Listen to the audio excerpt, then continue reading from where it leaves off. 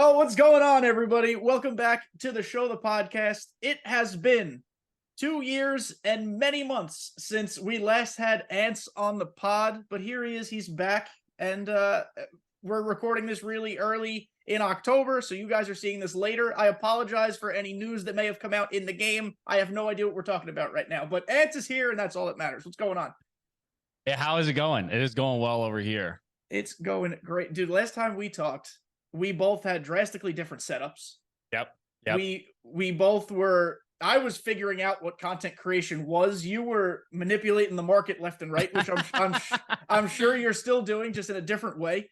Oh, and excuse me, breaking news, as I actually just got a notie from MLB The Show. This will tell you how early on we're recording this. One of the Battle Royale 8 cards is James Wood, future star James Wood. So not Evan Carter. What are we doing? Where's my Evan Carter 99? Let's talk about this real quick, because this is a tangent that I like. Evan Carter's Tops Now card is the best Tops Now card ever created. His swing is immaculate. It's incredible. I don't know whose it is. He has like the MLB The Show swing. Dude, it's unreal.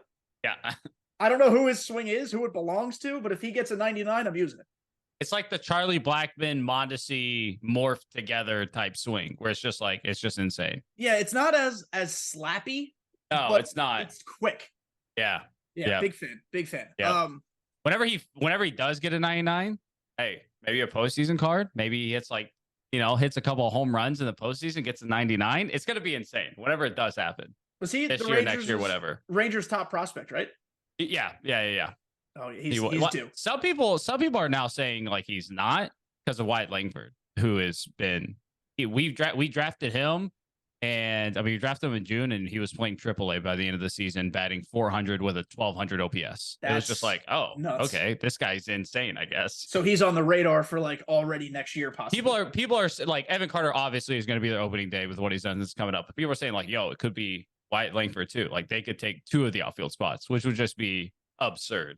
And then casually Jack Leiter just comes up. It's good. It's nice to be a Rangers fan right now, I guess. Yeah, if Jack Leiter ever gets things together and we develop a pitcher, that would be incredible. So one of the reasons, guys, I wanted Ance to come back is, one, it's been a while, and 2, he has gone under a different content journey. A good one, a great one, an entertaining one, but certainly different. And so for people who don't know Ance, where have you been? But Ance kind of got his inroads in the community as a market master, not a manipulator, because there's nothing manipulating going on about it, but just making stubs and getting people rich in the game. And now I kind of know why you made the switch. I'll let you tell your own story, but he's made the switch to more like challenge videos and highly produced videos, and they're really entertaining. They're a lot of fun. It's been a trend a little bit in the community. A few more people, Scan and others, have started to do it. And it's fun. It's something that doesn't really exist a lot in MLB The Show right now. So I'll let you tell your story. Why the switch? How's it been? Is it fun? The challenges? Just give it to us. I mean, the last thing you said right there was it doesn't exist. It didn't exist. At least, I remember a year ago, you mentioned Scan, and me and him kind of went through this journey and switched together. And we were both just kind of like, yo, none of these other type of videos exist in MLB The Show community. Like, we want to bring some of that to the community. We see it doing well in so many other games. I kind of found it through FIFA.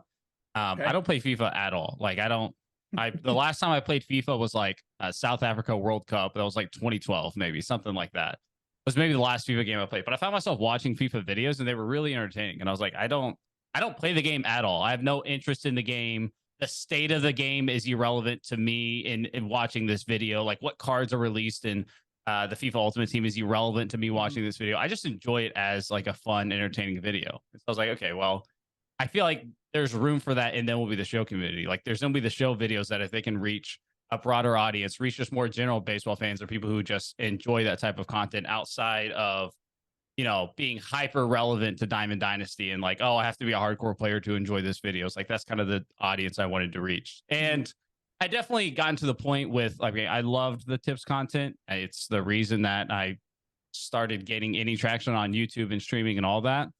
But I was definitely at a point where slightly burnt out with it, but also it was, the new year and I was making new tips videos, but for the most part, they were relatively the same as the previous years. The content cycle is relatively same. The approach to going and completing a live series collection, it's not drastically different year from year. So I was like, okay, I've done 3 years of relatively making the same videos. Like, I'm just kind of kind of bored of that. Like I need Mhm. something new. I need a new challenge.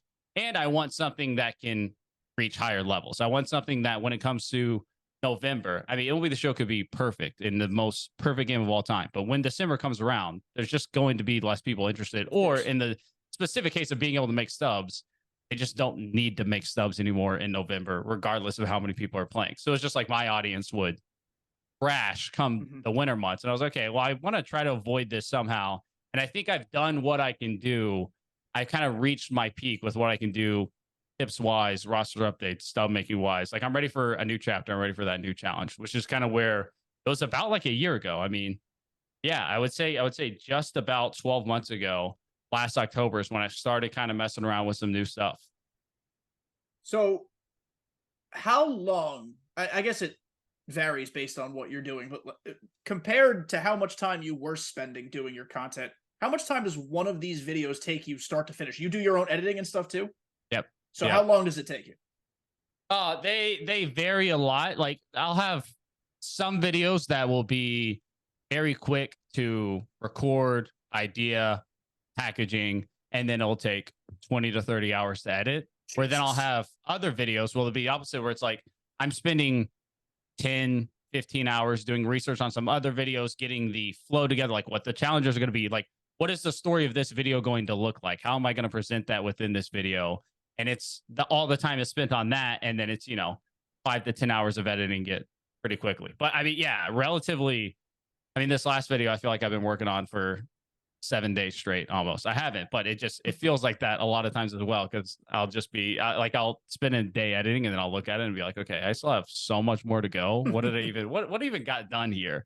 But a while, definitely a Yeah. lot of time into each video and a lot of time just into the process of what are the videos going to look like? What are the next videos going to be? What ideas am I coming up with? How do I make sure they stay unique and interesting to a viewer so it's not just kind of like, oh, I've watched this before already. Yeah. So a little peek behind the curtain for people who maybe this might not, this is a little inside baseball. A lot of this might not be interesting to you, but we're talk about it for a couple minutes. Um, a video like Ance and Scan and those guys put together, like he just said, so time intensive. You're writing a script a lot. You're planning out obviously how your content's going to go. You're going to then have to record and play and then the editing like 20, 30 hours. Whereas my content, I kind of know my wheelhouse in terms of my skills. I am not a good editor. I don't, or I'm sure I could teach myself if I really wanted to do the deep dive, but I have not done that deep dive. I'm more of like a cut, connects, overlay a couple things here and there. That's my ability. And honestly, with working full time, that's the amount of time I spend. So my goal as a creator, without half-assing it, because I never want to half-ass things, is I try to scale my content where I can record it, do minimal editing, either in terms of like high level editing or actual edits. Like my podcast, this guy's what we're doing right now, there's no edits in this. I do an endpoint, a start point, and an endpoint. I slap an overlay on, and it's done. There's pros and cons to both. The con for me is sometimes I look like a lazy piece of shit. The con for Ance is that he spends so much time doing it. But it all eventually gets to the same place. And so that's why you see stylistically so many different types of content. Not to say one's better or worse. It just depends on what your bandwidth is. But there's a lot of stuff that goes on behind the scenes when trying to figure out all this stuff. So for you, when you were trying to plot all this stuff out and figure out this course, like, do you feel like you eventually hit a groove or a rhythm where you're like, oh, I could, like, this is my content now. Like, I got this down, start to finish. I know how to produce this. It's way easier now. Good. Absolutely. Because I definitely have like a system. I have, I kind of know more so what works, what doesn't work, how I want a video to flow, what certain effects and things I want to have in there, where the storyline plots are going to be, things like that. It definitely flows way more now than what it did, a year ago when I just kind of started switching up my content from, it's funny you mentioned just like the super basic cuts. I used to, when I was working full time still at my previous job, I would come home, I'll take like a 2 hour lunch, hour and a half lunch. Cause I was working nights. And so I would come home and I would record, edit, upload, and create a thumbnail for Market Mondays during a lunch break. And like in an hour, That's like my content now, start baby. That's recording, what I stop do. recording, Yeah. 3 cuts, music underneath it, export it, throw a new face on a thumbnail template and upload. Boom, done. Yeah. And that's like, That's the next level for me that I would like to get to. You talk about thumbnails. I recognize that my thumbnails are either not good or very repetitive or just don't have any pop. And thumbnails are so important. So that's the next thing I'm trying to learn professionally so I can just get them a little better. I'm not at the point where I want to pay an editor. Like I can get to a point myself where I can make them. But what you just said, that's kind of right now how I try to scale my content. Let's not speed run it, but let's get this done in an efficient manner so I also still have time to sit on the couch and like be me and do nothing. And at the end of the day, there's value in that because some type of content viewers don't want it to be highly over edited, all those type of things. Like if I was doing daily, YouTube uploads, obviously I would scale down my editing a ton, and there would be a different audience that would enjoy that for different reasons. They like the being able to just go on every day and see a video from a certain creator, or they like the more straightforward approach with less edits and those type of things. So I mean, at the end of the day, it's all like you said, it's different paths to the same location. And one of the other things that you've done that I've kind of also done a little bit is scaled back the streaming.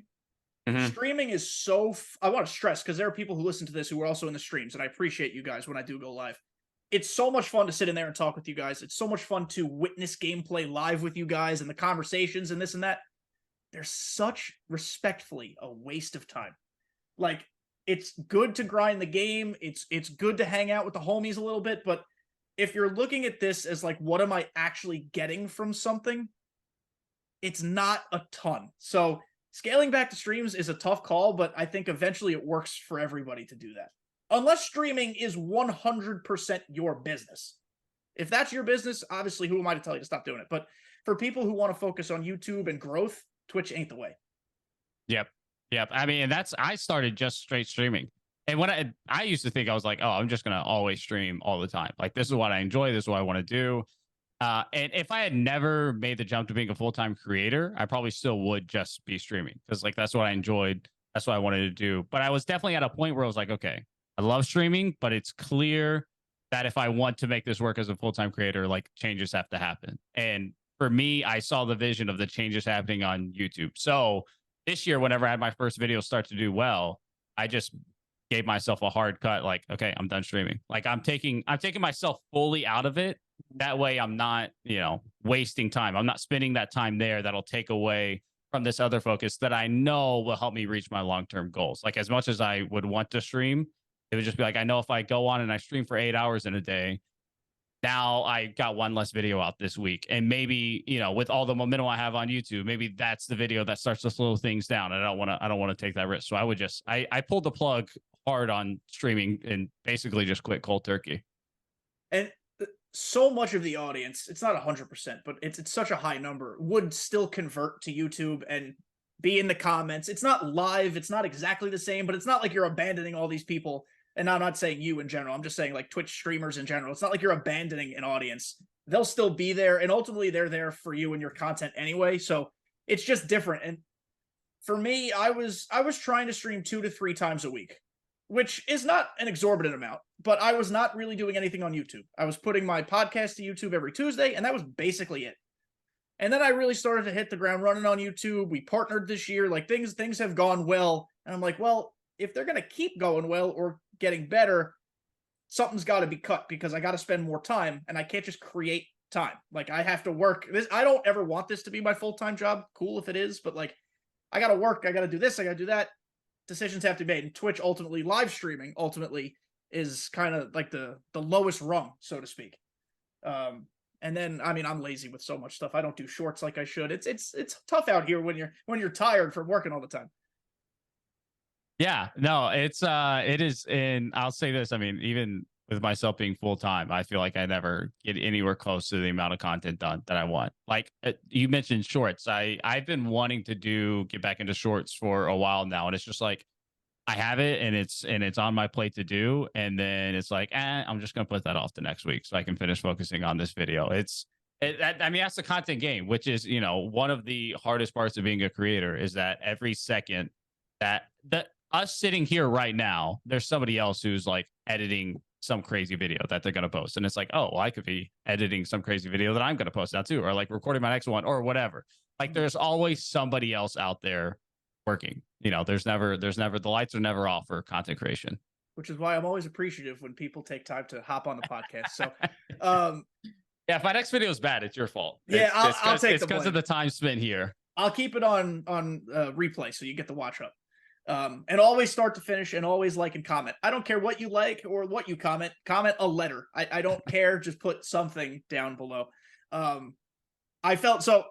Every Wednesday, I do a series called Whiteboard Wednesday on YouTube, and I can talk about this because this episode's coming out forever from now at time of recording. But this week, we're coming out with 20 random legends, used in parentheses, that'd be cool to have in MLB The Show, because I think Sets and Seasons needs more of a legend catalog to make it better. So I asked on Twitter, people submitted, we've got names like Marcus Giles, Reggie Sanders, cool. The names in front of me. Carlos Guillen, Maglio Ordonez, like really cool, not like, clearly not bad baseball players, but they're like the hall of good. Like they're not anything spectacular, but it's the classic like name game in baseball. How fun is the random name game of baseball players? So we did that in my Twitch chat like last week. And now I'm like, you know what, YouTube comments, we're doing a random names video. You tell me your random player down below. Let's boost that algorithm. You always got to get the comments flowing. I love that. That. It's tough to get conversations started on YouTube, but sometimes you gotta be a little, not clickbaity, but like you gotta stir the pot a little bit. Right. You gotta lead them along. You gotta give them a reason that they want to interact and comment and enjoy a video. Yeah. So talking about Sets and Seasons is a great way to segue. I'm a pro podcaster, of course. That was great. I like it. Thank you. Appreciate it. We haven't talked in so long. Sets and Seasons is new to the game. I know it hasn't been executed perfectly, but now that we're lying and saying we're in November, because that's when this is coming out, what do you think of Sets and Seasons? Is it good? Do you want it back? What do you think? I can't say that the content this year has been good. I can't say that. But what I do feel is that a lot of the issues with content go way deeper than Sets and Seasons. Yes. That's how I feel. And so I feel like Sets and Seasons is the very surface level. It's super easy to look at that and be like, that's the issue. But in my mind, I go back a year ago, and if you were to look on Twitter or forums or anything a year ago, we were also all saying the content in MLB The Show 22 isn't good. Like it needs changed. It needs this, it needs that.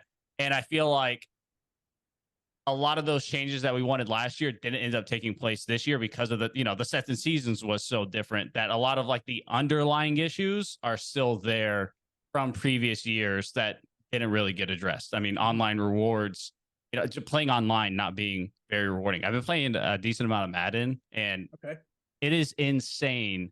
There's a lot of issues in Madden, don't get me wrong, but it is insane just how rewarding playing online is. Like if you're good and you win, you get rewarded so much. It is literally the best way to make coins in Madden. It's just to simply be good and play online. And that's what I've kind of been doing like in events now. And yeah, listen, events is better. I enjoy events for what they are. I've never wanted to become an event grinder, but it's the only way for a good player to make consistently excellent stubs. Like every time you get 12 wins, you basically get 250,000 stubs or more, depending on how fast you do it. Like, is that the mode, the online mode SDS wants us all playing? Because that's like the best benefit, really. Right. And I mean, part of the problem with that, though, is you have inherently more randomness in events being a 3-inning game. Yes. I trust my ability to go 12-0 over 9 inning games than 3 innings. 3 innings, you have one bad inning, one random game happens. You don't have the chance to overcome that. Boom, your run's done. That's it. Yeah. And I agree with you so much on the basically saying the content model is stale, because every year we get hyped, right? About like, oh, there's Sammy Sosa, McGuire, and Jeter this year. There's like 8-ish, maybe sometimes less, maybe sometimes a little more new legends every year, right? But that is not enough to overshadow the fact that we're still playing with the same recycled legends from the past 3 years or more ago. And that's not me saying take Mickey Mantle out of the game. I'd like Mickey Mantle to stay. But I feel like every year we got to get like 20 new legends to like really freshen things up. Because when you think about it, of the 8 to 10 new legends we get, probably half of them suck. for whatever, like McGuire this year, everyone was excited. He's awful all around. There's plenty of guys that get added that kind of are just mid because of swings or repertoire. They don't throw hard enough. You know, the meta comes into play. But if you drop 20, 25 new legends on us, some of them are going to slap and some of them are going to be exciting. And I think that's how we separate ourselves from this repetitiveness of like over and over, like here's Mantle again, here's a Griffey again, stuff like that. Yeah, I think in addition to that, I want to see more focus on current day players outside of the top upper echelon. Mhm. And there, I see glimpses of it this year, but in previous years, SCS has been super hard nosed on X card will represent X year. It will represent, like, if they hit 250 in this season, then that is their contact rating. And we've seen that ruin a ton of cards where, you know, a cool player had a random hit bad lefties for a month, so their player of the month card is awful versus lefties. It becomes unusable. And this year, they some of the card types have turned away from being 1 year, like the Incognito and the Kaiju and things like that. I like those for the fact that they don't represent a single specific season. You can just kind of model the player as a whole and fill in some of those gaps where maybe they lacked as a player to make them a usable card. Because I mean, at the end of the day, that should be the goal. They should be fun, usable cards. Obviously, there's some people that are like, oh, I only want the cards to represent the real stats or whatever. But I think that results in a not fun mode. But I think the way to do that and add in more variety is like your second tier real life baseball players. I mean, as a Rangers fan, I've watched Leody Taveras all year for the most part, outside of 1 month, be insane. And I could have missed it, but I don't think he's gotten it. Like, I don't think he's ever gotten a card. I think he's put up like 4.5, 5 WAR, and he just doesn't have another card. Like, there's these little unsung heroes on every team that fans of those teams are going to enjoy. Casual fans are probably going to at least have heard of through, you know, watching highlights or watching a game of a current day player, and then like give them a cool card. Fill in some of the volume with some of that versus, you know, the 5th legend or the, you know, the 4th version of Mike Trout or whatever it is. Yeah. The poster boy that I've used all year for what you're talking about is how on this earth does G-Man Choi have a crazy 99? Yeah. He's the poster, and I'm not against it. It's cool, but like, how did we get here? That's what I want to know. Who at SDS loves G-Money? I want more of that. I want more G-Man Choice to have, just like, give me options, you know? I would rather have a first 99 overall G-Man Choi than the 4th Alan Trammell, you know? Things like that. And I think they've pigeonholed themselves, excuse me, by using Finest. Finest is one of the best content drops every year. I love Finest when it's executed the right way. Like last year was mostly executed the right way. The cards are incredible. You could have a brand new God Squad at every position just from Finest if it's done the right way. But the problem with Finest, and people don't really talk about this a lot, is that they save players for Finest. Like 99 Adolis Garcia, we could have gotten already. Or, you know, Nathaniel Lowe could have gotten a high 90, or pick your player. Doesn't matter. Marcus Semien, I guess he got one, never mind. But you know what I'm getting at. Like they can give players 99s earlier instead of waiting for Finest. And I kind of hope that Sets and Seasons would have alleviated some of that. But with the way they've handled, like, giving us 2 Kyle Schwarbers within 7 weeks of each other and like weird stuff like that, I don't think it's hit the right way. So as good as Finest is, maybe there should be like first half Finest and second half Finest. Maybe they could do something crazy like that. Because I agree, like the current day players need to be propped up a little bit. Right. And as you said, in theory, second seasons would alleviate that. And I think they've handled some players well. Like, I would say Mike Trout was handled like you very well. Able to get a 99 early on. And then he got another card long enough after that first one where you couldn't even use that first one anymore. So it's like, okay, now there's this new one that still excites me, has value, is relevant. It's not, you know, 5 weeks after they had just gotten another card. It's not like they dropped a 99 Mike Trout in set 2. Like, they waited and they paced it out properly. And I think when it's paced out properly like that, it can work really well, which is kind of where, like, there's been some glimpses for me where it's like, okay, that's nice. I enjoy that. I enjoy getting a 99 Mike Trout day 1. Like, that is fun. I enjoy that experience. It would work best, and this is an extreme case. I understand not every player has this exact career progression, but Sets and Seasons would work perfectly for Alex Rodriguez. He would have, everybody wants A-Rod. We all know everybody wants A-Rod, but he had 3 distinct career eras, whatever you want to, career periods, with different teams, and like set 1 A-Rod on the Mariners would have a little less power, a ton more speed. Set 2 or set 3, I guess we'd have to skip one, could be the Rangers, and then set 5 could be the Yankees, and they all do stuff a little bit differently. Again, I know not every player does that, but if you're going to give us a duplicate 99, I'd like to see the attributes a little different. I'd like to see the card play a little different.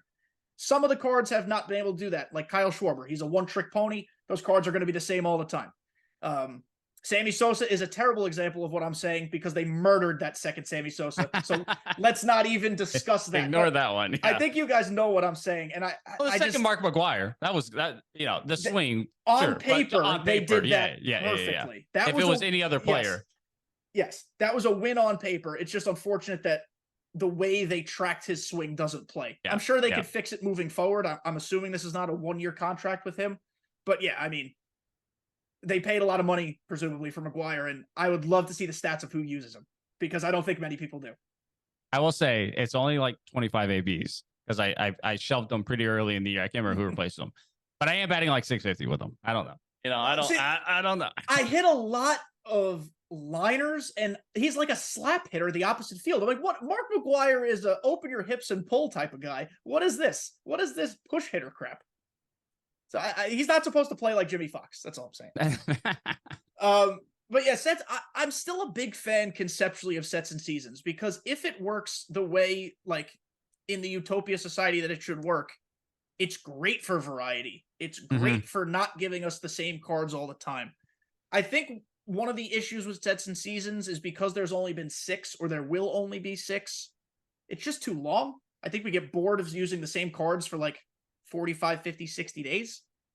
I don't know where the number 6 came from. 9 is how many innings they play. Like when they did inning programs, there were 12, I guess, inning programs, but yeah, I just feel like 6 is a weird number. Maybe we could tighten it up. There's got to be something to make it feel faster. Right. I think a problem within that as well is that you have these, especially at the back end of the seasons, it gets to the point where it's like, okay, this is 2 weeks too long and there's no content. And like we get a diamond duos and then another diamond duos. And then there's like no programs going on. Like there's nothing else happening in like this lull at the end of it, which is, I think, where that just makes it even worse. And like, I understand I'm an extreme case. I play this game way too much. It's admitted. I also work from home. So if it's a little quiet, I turn the game on, do a little stuff here and there. Don't tell my boss. But on October 2nd, there are 31 days left in the set 4, season 4, whatever it's called, program. I already finished the entire set 4 collection and got all 3 packs, and I did it like 5 days ago. I now have 31 days of essentially no purpose because collections are the purpose of this game, for better or worse. I think that's another thing that needs to change. But like, again, I'm an outlier. I understand, but that is way too much time to play for no reason. And you don't necessarily want to make that collection harder because, for a lot of people, that is already like an insane grind for them to get. And the process of you doing that collection isn't necessarily the most exciting thing. So it's not like, I spent 3 weeks playing the game. It was super fun. I enjoyed it. I finished the collection. I finished it a little early, 2 weeks, whatever. That's fine. It was like, no, I just like mindlessly grind the game for 2 weeks to finish the collection. And now I have all this time before even there's something else meaningful to do. Because they feed you so many cards, which is the point. That's how you have to get collections done. But they feed you so many essentially meaningless cards that like, what am I actually, like, do I care about this grind? It doesn't feel engaging in any way. And I think that could be the biggest thing to make 24 better is if they find a way to make the grind actually enjoyable. Not just the end result worth it, but the actual grind fun or maybe even challenging. I don't think anybody would complain if the grind was like a tick harder, as long as it was more fun. Yeah, absolutely. 100%. I will say the last 2 programs, I think, have been a step in the right direction. Great. The Pennant Chase and the KREW Tribute. Yeah. So we say that now, and by the time this comes out, there's going to be like 3 programs that are just like terrible. It's not even funny. But those 2, I've enjoyed it. Like, especially the last one where they added in the online missions. So like you're getting online progress. So well integrated. Yeah. You're going to get some golds from the packs. But like if you get on and you grind out earning some of those packs, you're gonna get some of the diamonds. Like that's a guarantee, statistically over time. And like you can make some solid stubs off of those. Like if you just go on and find the packs and even maybe get a couple lucky with some pulls, like those cards have decent value and you can earn those packs over and over again and sell them, flip them, make some stubs off of it, which And I enjoy. There's like many different paths. Like you want to play online, you can play online. If you're an offline grinder and you want to keep playing the showdown and earn the packs again and make stubs, go do that. I was also so impressed by the way they adapted from that pennant chase to the career tribute, because one of the large gripes of SDS, some people might not agree with this, some loud people certainly do, is that they don't respond quick enough to issues or criticisms within their content style. I'm trying to think of an example off the top of my head. Like when this is a coding issue, but like when the two-way pitcher glitch was in the game, it took them forever and a day to even acknowledge it and then fix it. Again, that's development. That's a little different, but I think that's the general gist I'm going for. But the pennant chase program was different and innovative, but 2 stages, that was kind of silly. And 1 out of 6 odds for those free packs. Yes, they're free, but even that, there was a lot of golds. So what did they do? A week later, they removed stage 2. It's the same length, but it's all 1 stage, optional missions, and the pack odds are 1 out of 5 now instead of 1 out of 6. Nothing that took a lot of effort to fix, but it made all the difference. Yeah. Plus, Tops Now for the first time didn't require that stupid PXP mission. You don't have to go carry the A's to Shield Woods and beat their brains out. You could just do the moments, get the cards, and you're done. It was so nice. Yeah, that was really nice. I would like to see them along the same path. They've done it a little bit with these last 2. The terminology I'm going to use is like open the umbrella a little bit more, but I want the programs to like encompass more of the game. So for example, like the career tribute, you have the program, you have the conquest, you have the moments, and then they have like the super strong event tie-in. I would love that to like tie into the entire game. Like if imagine, we get one of those programs and maybe it doesn't happen every week. It happens every other week or something like that within a season drop going on as well. But imagine that's like the BR rewards or career tribute. And if you wanted to, you could collect those for, more progress, or you're gaining more progress from playing BR. And the ranked seasons rewards are like those same style. And then there's like a massive career tribute collection that gets you one crazy card by collecting them all. So it's like you grind the offline program. There's the battle royale program that you're getting and ranked season. You put those all together. In my mind, that is a way more exciting grind than playing conquest and showdown for team affinity progress, because I'm having to earn some of those cards online, or I'm grinding the market to make stubs to buy those cards, as long as that path is still there. And then like that program kind of flows all together and I get a really nice card from that every couple weeks that's being updated with a new style of program in that fashion. I think that would be just like a way more enticing and exciting grind and more fresh. It's almost like a game takeover or like a reskin. Like for 2 weeks, they reskin the game. Right. I'm one of like the 7 people left on Earth who play Clash of Clans religiously. I don't know why. I guess I'm hooked on it for some reason, but every month they reskin the game. There's new missions, there's new this, there's new that, and just thematically it brings it all together. And I think that's a really good idea. Yeah, and there's a couple ones that would just be so. There's a couple ones they kind of did. I mean, I guess like when the All-Star game dropped and we had the ranked season rewards were all All-Star, and the Battle Royale awards, like more of that where it all ties together and there's like a reason to play all these modes, and I'm being rewarded for playing all these modes. Like the great series. The Great Egg Hunt was the perfect one. Right. Yeah, but that was such a one-off. Yeah. It's like I'm making World Series in ranked and I'm getting a card that I'm then using in a collection that's super valuable to get some awesome card else. Now, ranked season would be kind of weird with that because of how long it would take to get to 900. But another topic of discussion, a can of worms we could open if we want. I think that just needs to be just can ranked seasons and restart. But I think it needs to be totally redone. I agree with it wholeheartly. You know what ranked for me right now is, I have to record a video. Let's go play ranked. I find no personal enjoyment in playing ranked at all. Even if the reward was good, like just the process of how it's set up.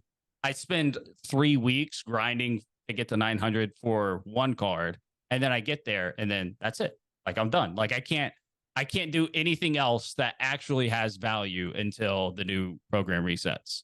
And I don't necessarily want to speak for you, but I feel like you and I are kind of in the same camp where like I make World Series, I'm done. I'm not No, playing Legend difficulty unless no, again I have to absolutely reward not. something. So like Absolutely not. again, there are some players, many players who are Legend demons, and good for you. I think you should have your own mode where it's always competitive all the time.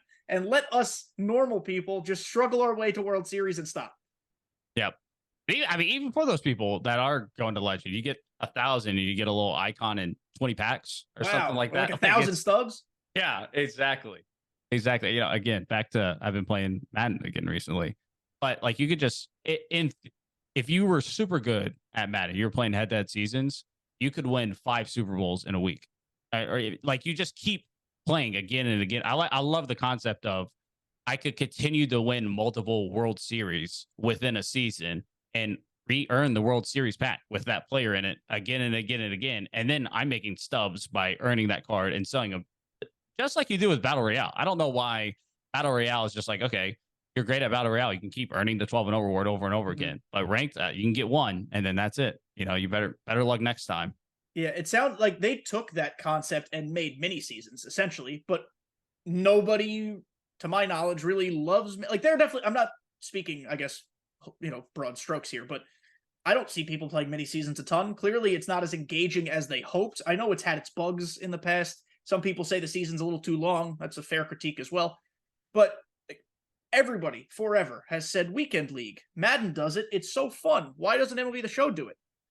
I'm starting to wonder that like maybe they're not doing it because they don't just want to appear to be straight up copying another title, because it's clear that everyone who talks about more competitive wants that, and SDS just isn't doing it. Right. Which it's funny, Madden even got rid of their weekend league now too. But they So have there you something go. kind of similar. It just goes over the course of a week now. Oh, But okay. yeah, I mean, it still adds something that adds more competitiveness. I would love like if ranked seasons was like a, you still have your tiers, right? You still have your ratings. And based off that rating is like your per game rewards. So if you're up in World Series, you're getting way more rewards for every win. But your season is like a 15 game bucket, so to speak. And it's like if you win 10 games, you get into the playoffs. If you win 12, then you get like a first round bye. And then once you're in the playoffs, it's like lose and you're out, win 4 in a row, boom, World Series. Here's a World Series back. And so, like in theory, you could just sit there and keep doing it over and over and over again. And if you're super good and at 1,000 rating, you're getting more rewards per game. Maybe you get 2 World Series packs if you make it all the way to the end, or you get like 5 chase packs or something like that. Something to where like there's a reason to continue to play the mode, and I'm being rewarded through doing it. I think that the very fair critique right now of ranked as well is that rewards are good. Packs, stubs, vouchers, whatever. Reward cards that you could only get within ranked is actually not good because it attracts non-competitive players to a mode that should be competitive. And then the quit issue comes into play, and the toxic people potentially, or this like it is not a true competitive mode until they strip away card rewards. They can give you packs and stubs all you want, that's fine. I just feel like it's not a true competitive place to play. Yeah, no, it's definitely, especially with some of the quitting as well. The quitting is so bad. You score a run and then somebody quits, which really only becomes, in terms of being game rewards, is way less of an issue if I'm being rewarded per game for winning. If that's helping me achieve the next reward in game. Now, obviously, from a competitive standpoint, that's quitting, whatever. It's not great, but a big issue with quitting right now is that if I'm trying to get through the ranked program and somebody quits, I've now getting 0 of my stat mission progress that I was hoping to get within that game. You should be rewarded for, as an official game is 5 innings. I think if there's a quit, you should be at least given 5. And if they quit in the 7th, you get 7. It's etc. But yeah, to have a win in the first inning and the guy quits and you get nothing for it because you didn't even register a full inning. I don't know how much difference an inning actually makes, but it is still technically a waste of time because you didn't achieve anything for it. Right. And then also, the rating system itself, I think, could be way better. So, it like, needs transparency. For example, right now, I didn't play ranked last season. Yeah, so I'm 450 rated. Ooh, that's a climb now. You got a ways to go. There's that aspect of, one, I have a ways to go. But 2, like, I'm not a 450 rated player. Like at the end of the day, I'm just not.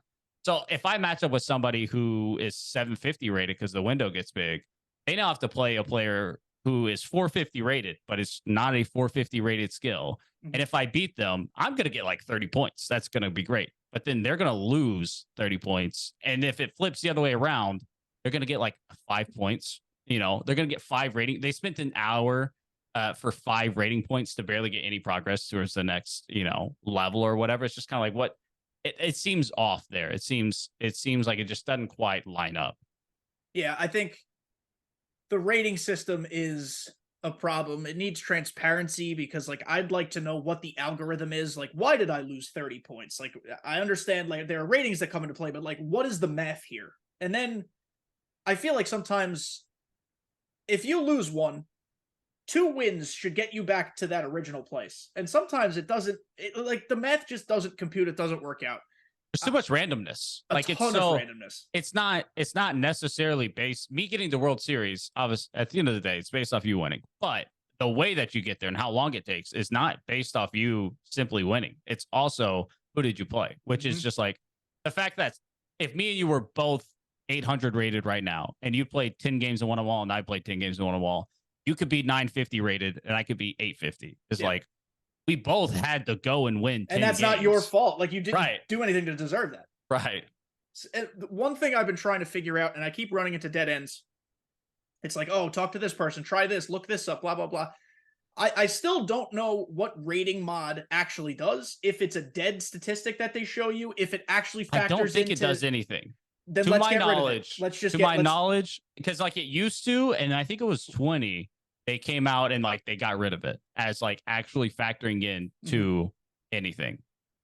But yeah, it's still just like there. So I don't know. Maybe it does do something yet. It says I have a plus 250 rating mod, which I'm pretty sure is the max you can get, and everybody can get that within 2 weeks. I think we all do. Now.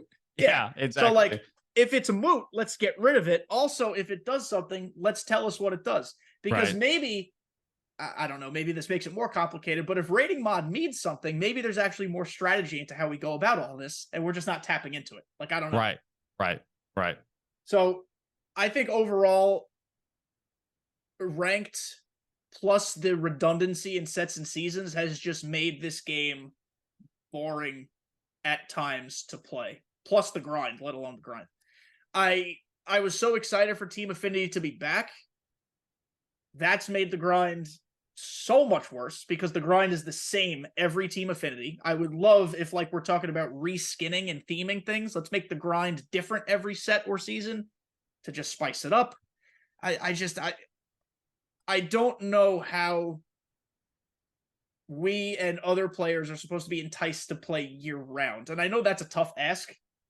Realistically, nobody really does that, but you got to try to get people to do that. And I don't know how we fix this. Yeah, there's definitely, this may be, I don't know if it's a good idea or not, but it's a thought I've had. And hot take incoming. I was just about to say, maybe the hottest take in podcast history. Clip it. I don't hate conceptually the thought. I want to be careful here. Just conceptually in the thought of the sets in each season, you start fresh. Just 100% fresh. You just 100% fresh, unless here is the one kicker. If you use a tier 3 captain boost, you can use any card. Now you'd have to balance the cap. You couldn't have a Cal Ripken captain that's just like crazy strong and fits every card, whatever. But if you use a tier 3 captain boost, maybe it's only like the Team Affinity tier 3 captain boost, you can use any card in the game. There are no restrictions. You've been grinding, you want to use your favorite team, you get rewarded for that. Otherwise, everybody, like, each season's a fresh start. And I think one of the issues we had this year was like season 1, I would say like relative people were pretty happy. Like season really 1 was good. sick. I'm using these Team Affinity 97s. That's great. But then when season 2 came out, it was like, I already have 30 97s and like 15 or so 99s, and you just released 30 more 97s. I don't have any reason to use those cards and you grind for those cards. They provide no value to me. Dude, 3 of my favorite cards from this year are Charisma 97s from Team Affinity Set 1. Yeah, I loved them. I absolutely loved them. They were great, them. but like you said, immediately phased out. And now, the only problem with your position, the set or the parallel 3 or tier 3 captain fixes that mostly. you have to do all the content on day one of the new set because you can't Right. drop a Diamond Duo a week before it ends and then nobody Right. can use that card after that week's over. Right. Right. And There is the issues with that for yeah, sure. so that like it kind of defeats the purpose of live content outside of roster updates and because nobody uses Tops Now, we can put Tops Now in there too. But I think it would make SDS's lives easier, right? I Because they feel don't. like I would be more inclined to like play each season because like I would have those 97s that I'm Yeah, excited to play. team And maybe like building there's comes more back. core, maybe there's more core cards as well that kind of offset Yeah, some of that too. Or like, you know, you have extra wild card spots or whatever. I don't know. It's a thought that I've had of like, okay, that's what I really liked about season one was using all the 97s mixed with some 99s. And when season two came out, I just didn't have any desire to grind for all those cards again that I wasn't going to use. and the biggest complaint that you will get from that stance and that SDS still gets now is I hate sets and seasons because I grind my ass off for a card and then you take it away from me. Right. My Which retort to that is first of all, you theoretically have 30 plus days to use the card. Let's calm down. Secondly, most of the time, events is a free for all. You could still use the card there. It's like it's right. not actually robbed from you. Plus, if you love it so much, wild card it. That's And why in it's co-op. there. There's And no I co-op. keep no restrictions in co-op. Which like I definitely do get the like, oh, they're moving the card that I grind for. I do get that. The other thing I say is that okay, let's go back to when we did the show 22. And let's start in April. And let's say we earned all the cards day one in April. And then we fast forward to June. We're not using any of those cards that were earned day one Most and likely MLB The not. Show 22, 90 overall face of the franchises from April. Like you could use them theoretically, like if you wanted to, but you would be at such a competitive disadvantage just going up against 95s, 96s, and 97s. Yeah, I think to combine the last thing we were talking about with this now is like a true competitive, fun ranked mode and all these crap cards that we get. We should have either a salary capped mode or like the Battlefy team restrictions where you have to use only 1 or 2 99s. You got to use golds. You got to use some silvers. Talk about team building. Now we're having fun. Now these cards mean something. You can release silvers of legends that could have some viability outside of just BR. So I feel like that is a way we can kind of meet in the middle and get all these things to work. Or, you know, if we're talking about redoing ranked seasons, you come out with multiple ranked season formats. So like you have unranked seasons, maybe you could call it, where there are no restrictions. Use whatever card you want and you can earn you can even earn the same rewards. I don't know. But then you have a ranked seasons that is only the current in season cards can be used. And then, you know, so then if you want to use whatever card and earn online rewards, boom. If you don't and you like being able to use the new cards and have a reason to earn those cards, you have this other mode that you can play and both are rewarded online and give people the opportunity to kind of like play how they want to play and where they want to play as well. Cause like I'm a big team builder. Like I love the team building aspect. I know some aren't. Some just want to build their team and then be done. Yeah. And then just like play all year. I love continuously like upgrading my team, finding new pieces for my team.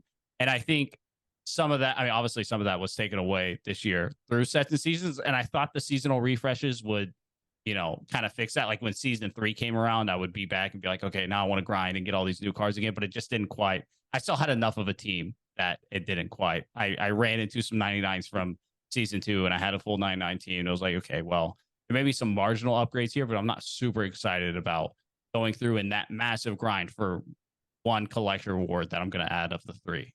And it would also add some flexibility in like I tell people all the time, like use the cards you're comfortable with. It doesn't matter what they look like, who they are. If you like their swing, go have a ball. I don't care. But then I also look back at how they've built cards this year. And while it's fun that everybody is a 5-tool Hall of Fame demon, it kind of it backs you into a corner. It's like I have to use the collection Ronald Acuna. He's out of this world.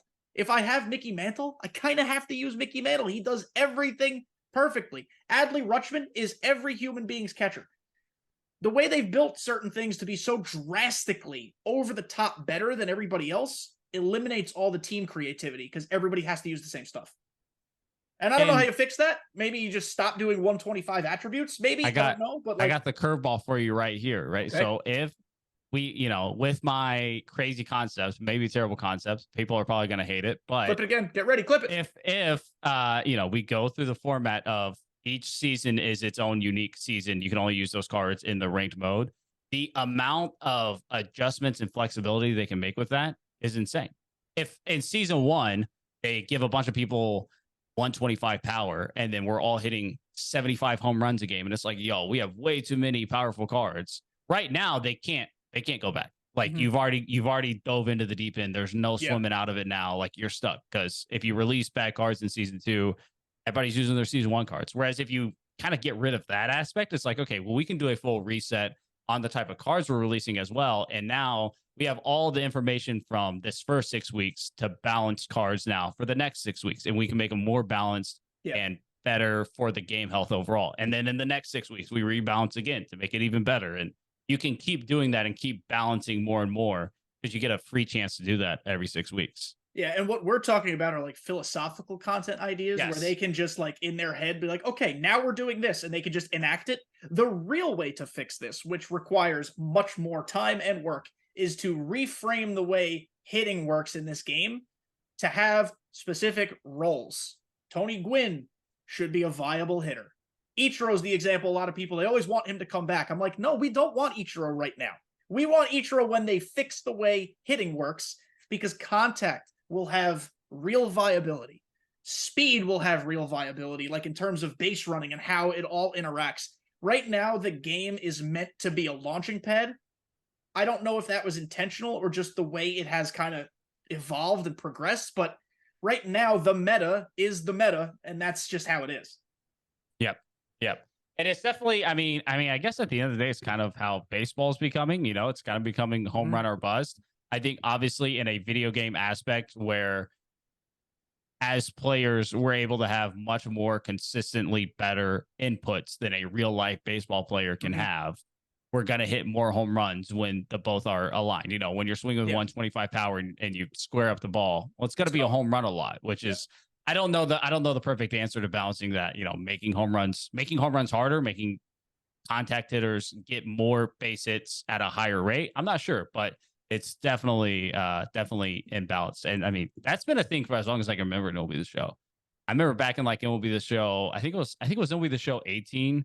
It was like really hard to hit in the first week, and then they did a patch and it became like home run derby back again. And I remember kind of like liking it, because I was super casual at the time, but then I got bored of the game in like 2 weeks. I was like, okay, well, that's enough. That's enough of that. Yeah, I don't know if they need to like take the home run out of the game, but I just like they need to find a way to make contact mean something in terms of like players who just don't have the ability to hit the ball. Like I don't know what the answer is either. I am not a developer. I'm not smart enough to be a developer. I just know that I played baseball my whole life, and I was a slap hitter, and I do not feel representation in this baseball game. So, which, hey, if each season lives in its own unique ecosystem of you can only use those season cards, we could have player thematic seasons where, maybe season 2 is nobody is above 85 power, and everybody's 125 contact. I don't know. There'd probably be some people who hate that. I don't even know if I would like it, but conceptually, like, I don't know. It'd be cool to try out and see what happens. Like, what if we were all just running contact hitting lineups and the best power hitter was like 85 power or something like that? And at times, that's what events used to be. Like, okay, only people 50 or under power, but because the game is catered towards homers, those event games were still like nothing, just kind of barn burners, because you are wanting to hit singles and doubles, but the game is trying to get you to lift it and hit it over the fence, and it's not computing the right way. Yep.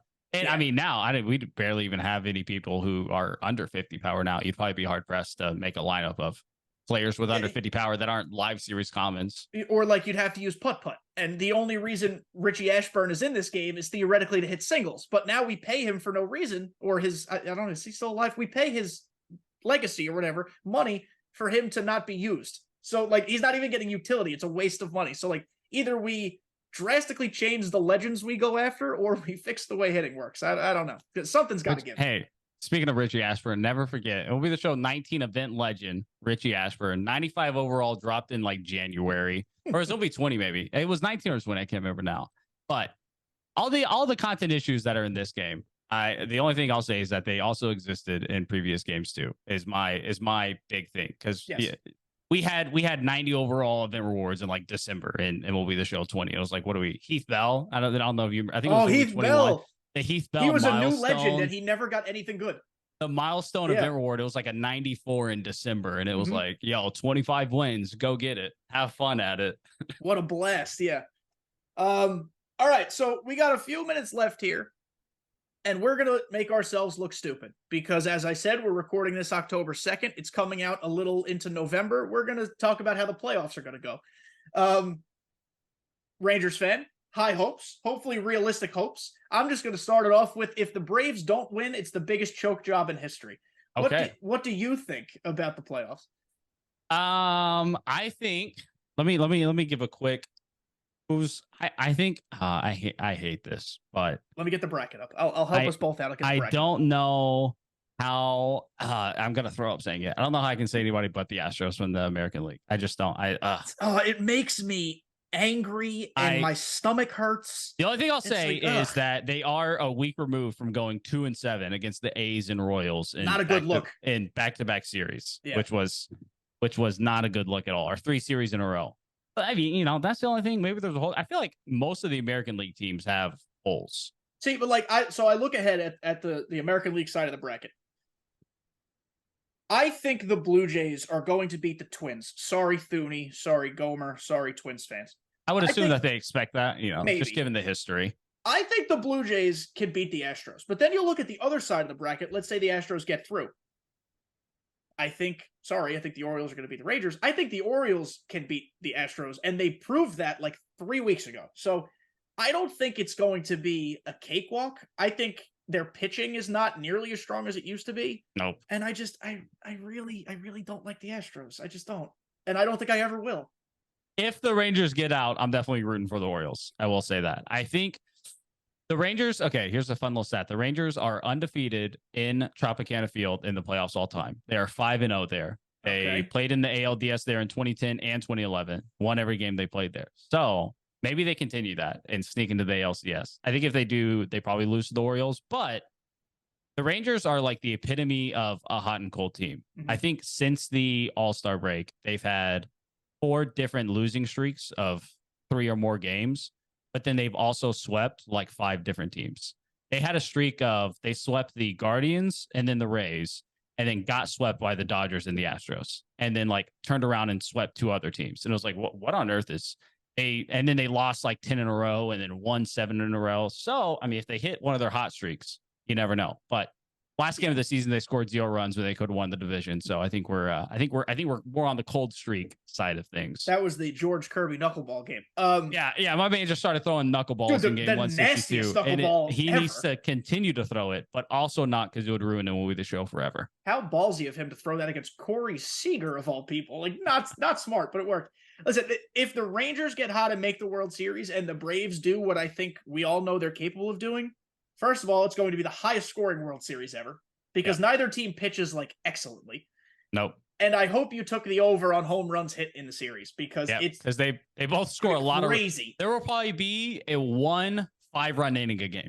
Probably. The home runs don't win championships crowd is going to pass out because Rangers versus Braves is going to show them that you got to put the ball over the fence. Yep. I don't see how the Braves lose though. Honestly, they're so good. I will say the Dodgers surprised me this year. I thought they were going to have a down year, and they just kind of kept struggling along and got 100 wins. So Braves, Dodgers, NLCS. I guess the sum is boring. As like a pure baseball fan, it's like, dude, I'm all for that. Like that's exciting. That's fun. That's great baseball. It's unfortunate, by the way, that the way the bracket shook out. I think if the Phillies got a run on the Dodgers, they beat the Dodgers, but it's Phillies Braves on the same side or the same kind of quarter of the bracket. Right. So that would mean they'd beat the Braves. But if it was like a Braves Phillies championship, I'd be so in for that. That'd be fun. I gotta pull for the Marlins just for the vibes because that'll just be it's the Marlins. They're there. They're having a good time. Hey, if the Rangers do make it to the ALCS though, and we get a Rangers Astros ALCS, that would be awful for me. I just don't know mentally how I would handle that. But in terms of just like if I was not a fan of either of those teams, it's just like baseball, like 2 teams in the same state that hate each other now going at it in the ALCS would be electric. Has That would there be ever just been a postseason series between them? no. Okay, so in 2015, Like, I'm trying to think. yes, in 2015, the Astros were like 6 outs away from beating the Royals in the ALDS, and then choked the game, lost. Royals went on to win the World Series. And that on the other side of the bracket, the Rangers were in the ALDS versus the Blue Jays, and that was the Jose Bautista Yeah. bat flip, So it was Elvis Andrus close. 3-error game. And both, it's funny because like the governor tweeted like, can't wait to watch Rangers Astros ALCS, and then like 15 minutes later, both teams literally collapsed in the 8th inning, lost, and then it was a Blue Jays Royals ALCS. And then that governor probably did not get reelected to the next term. Yeah, I mean, talking about this before it is over and you guys seeing this after is kind of silly and stupid and dumb, but I'm excited for this postseason, even though obviously I wish the Yankees were in it. They had such a shit season anyway, but it's going to be fun to like not care necessarily about what happens. This is going to sound like such an elitist take. I've never not cared about the playoffs before. So like realistically never not cared about it. I live in Baltimore now, so to see the Orioles do well, this place is electric. I live 10 minutes from Camden Yards. This place is going to be crazy if the Orioles make some noise, but like honestly, I just want to have fun and make money on DraftKings. That's all I care about.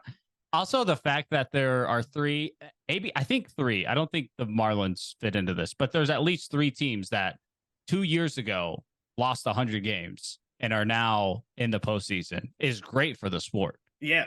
And all three of the them, Diamondbacks, Orioles, and Rangers. Rangers lost. Oh, the Rangers lost did lose 101. Oh wow, okay. We lost 101 in 2021, which is like those 3 teams having lost so much, and then the D-backs and the Orioles kind of doing it in a different way than the Rangers, but then all 3 finding success is, I think, just it's great for the sport to have those teams in there. They kind of did. I mean, Diamondbacks and Orioles did it in similar ways, but I feel like the Diamondbacks did more trading. The Orioles just kind of like, yeah, they trade away their stars, but they let it rock. They just let the young guys come through. And then the Rangers were like, how much money do you want? I will just they were like, okay, we checks. have like 3 prospects, and then we'll just buy everybody else. Like we have 3 young guys that we called up, and then everybody else we'll just spend money on. Yeah. Which I guess this offseason, based off track record, last year they had a terrible pitching staff. Offense got better. This year, pitching staff was there, offense was there, and it's like the worst bullpen in modern baseball history. I think so. They're the of teams who have less than a 50% save percentage over the course of a season.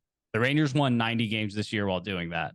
The like second highest win total is like 73 all time. It's just like what on earth? They blew 33 saves. What are we doing? So that being said, I mean they'll probably go spend 100 million on relievers this offseason to go on top of all that. Hindsight being 2020, of course, but Scherzer now out for the season. Talking about how maybe. But he threw a bullpen the other day, and it's like now. He's trying to be a Superman. I don't know, but probably out for the season. Talk about how like rebuilding teams go. Were you a fan of getting rid of Acuna in the weird deal that came to like talk about not having really many prospects? That's another great one. You just kind of like hand it off. So like, was that good or bad? At the end of the day, at the time. Right. At the time, I was definitely in favor of it. And I'm still not against it now because I'm never going to be against the GM being like, let's go win. We had a chance. Let's go. Let's go do it. Let's go win.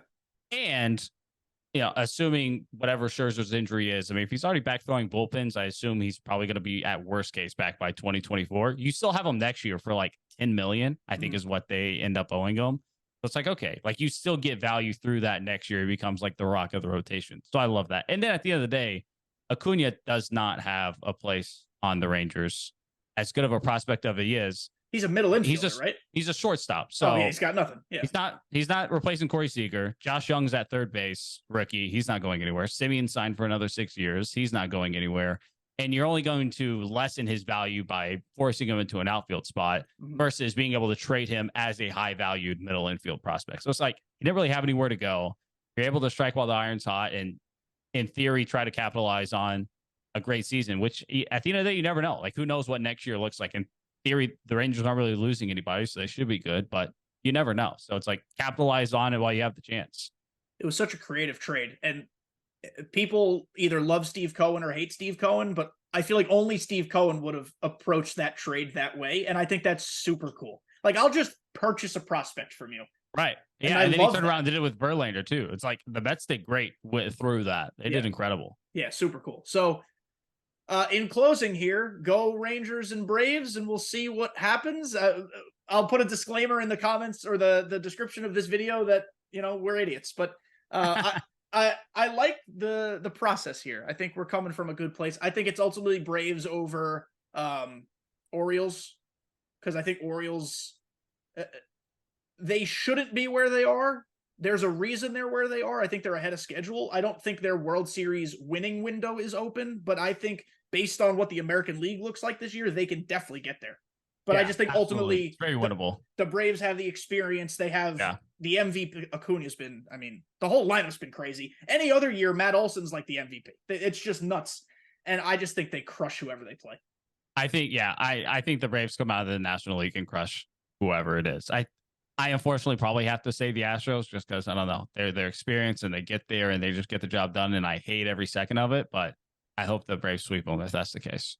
It's going to be fun. And you know what will hopefully still be fun in November when this comes out? MLB The Show. We'll see what the content looks like. Finest should be right around the corner, honestly. Set 5 will probably be Finest. I think we'll be getting Finest by then. So, we'll talk about that content when we know about it. But, Ance, thank you for being here. Tell everybody where they can find you if for some reason they aren't already, and just give them the lowdown. Well, it's really simple nowadays because you can just find me at youtube.com/Ance, and that's pretty much it now. I've consolidated my platforms I'm on. I'm not all over the place doing everything. So go subscribe on YouTube. And as we talked inside baseball before, always hit the like button. Always comment something. I don't care what it is. Ance probably doesn't care for the most part what it is. Just be respectful and nice. But comment something. And, content creation is fun. Some people like Ance choose to do it for a career. Some people like me just do it just to shoot the breeze. But you can help us out in very, very simple ways, and it's always appreciated. So, Ance, thank you again. Good luck to the Rangers. I hope they have a magical run in them for you because it's been a tough couple years. It has. Yes, but we'll have to do this again sometime. Everybody, thank you for making it to the end. I love you guys. As always, talk to you next time.